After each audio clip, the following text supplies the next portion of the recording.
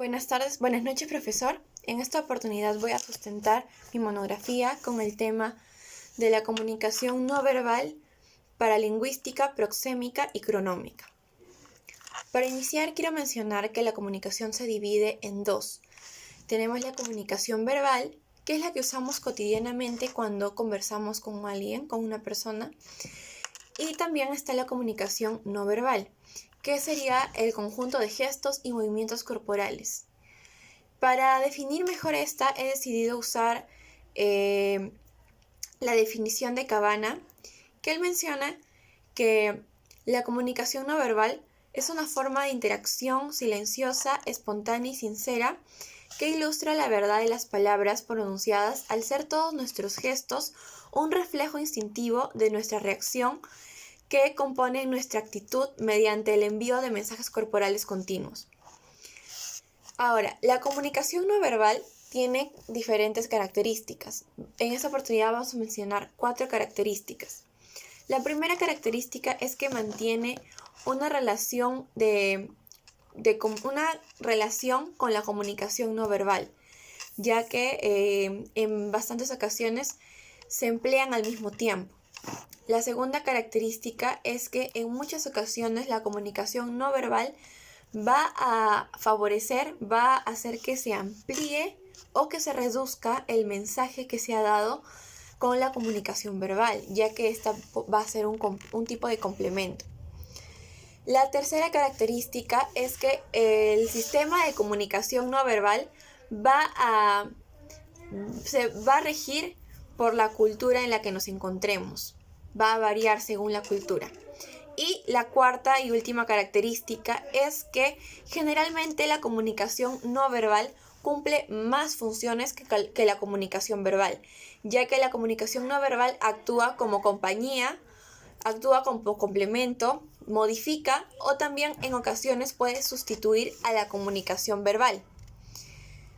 Existen 5 tipos de comunicación no verbal. El primero del que vamos a hablar es la comunicación no verbal kinésica. Esta se basa en el lenguaje corporal. Estudia específicamente la expresión de los movimientos corporales. Se divide en 2 grupos. El primero son los gestos o movimientos psicomusculares, que entre ellos están, por ejemplo, los gestos, levantar la ceja, fruncir el ceño. Y en el segundo grupo tenemos a las posturas que vamos a realizar con todo el cuerpo. Por ejemplo, cuando estamos parados nos apoyamos en un brazo, o cuando estamos sentados cruzamos las piernas o las rodillas están apuntando hacia un lado. Eso también tiene una interpretación. El segundo tipo es el tipo proxémico, que como dice su nombre, habla de la proximidad, o sea, la distancia que vamos a tener con la persona que vamos a entablar una interacción. La distancia dice mucho, ya que a menor distancia quiere decir que tenemos más confianza con esa persona. Claro que también va a depender de la cultura en la que nos encontremos.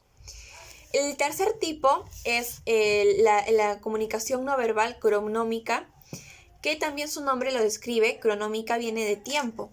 Se va a referir al tiempo que empleemos,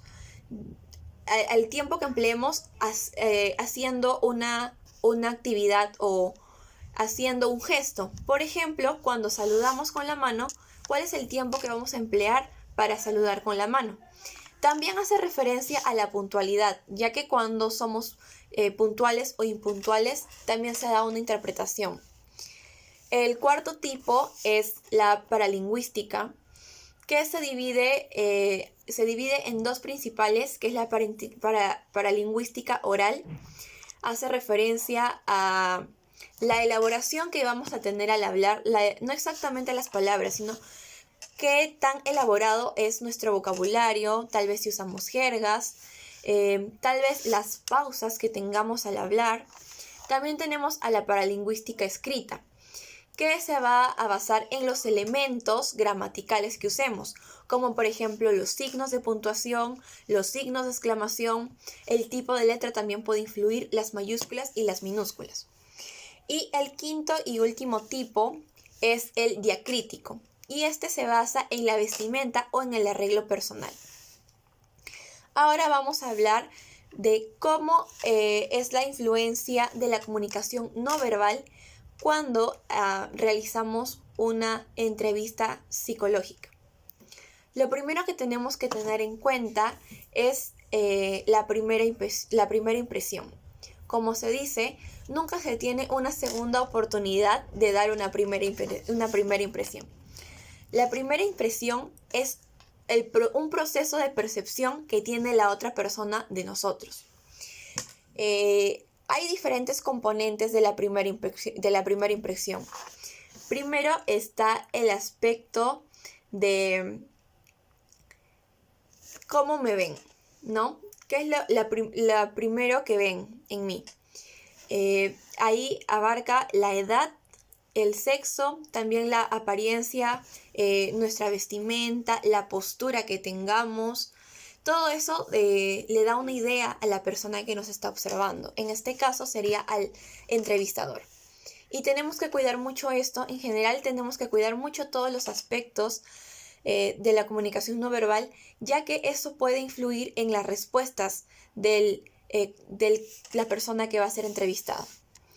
Bien, el segundo aspecto sería cómo vamos a expresarnos al hablar. No tanto en las palabras, como ya se mencionó, sino, por ejemplo, en la rapidez, en el volumen, en la articulación, en la claridad y el timbre de voz. También dice mucho de una persona. ¿Qué es lo que vamos a decir?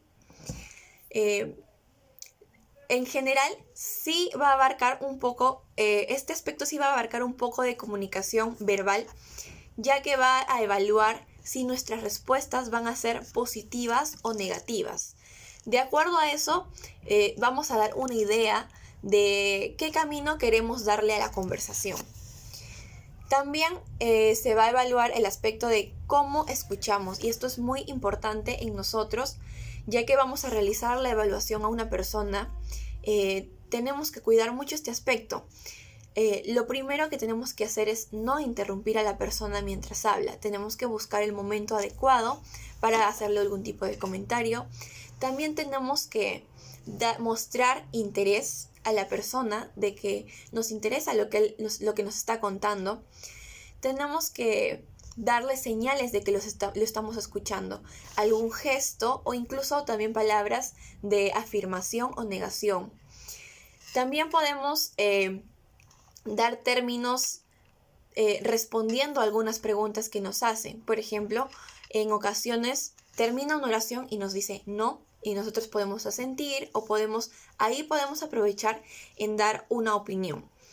Pero tenemos que esperar que la persona haga una pausa para que nosotros podamos intervenir. Lo segundo que tenemos que cuidar cuando realizamos una entrevista psicológica es la naturalidad.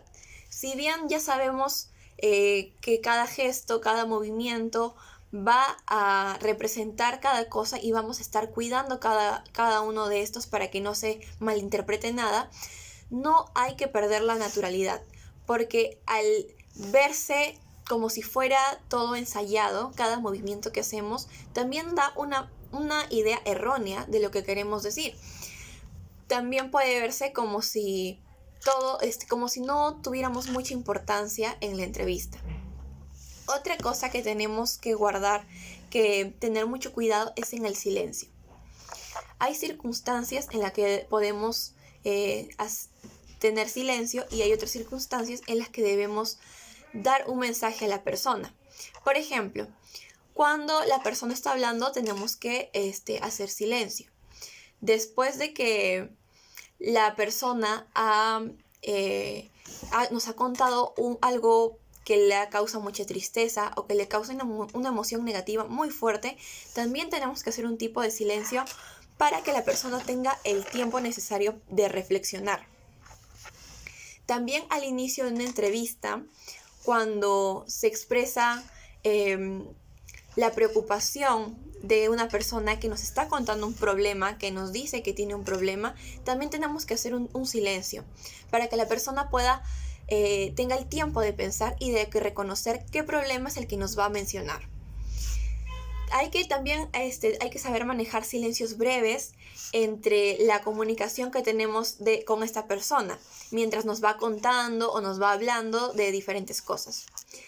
En sí podemos concluir que la comunicación no verbal es muy importante tanto para el entrevistado como para el entrevistador, ya que si nosotros como entrevistadores damos una mala idea o una idea errónea, transmitimos un mal mensaje, esto puede influir, como ya mencioné, en la respuesta del entrevistado, puede influir en la confianza que nos tenga, en que el mensaje que nos quiera dar va a ser más corto o tal vez se va a negar incluso a proporcionarnos información.